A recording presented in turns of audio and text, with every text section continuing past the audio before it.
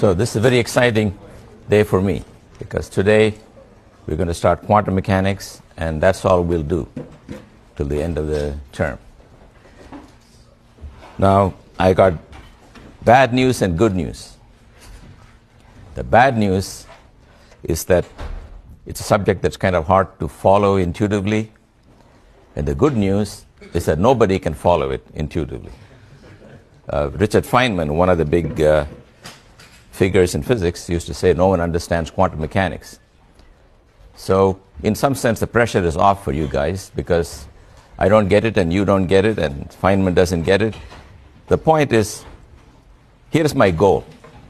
Right now I am the only one who doesn't understand quantum mechanics.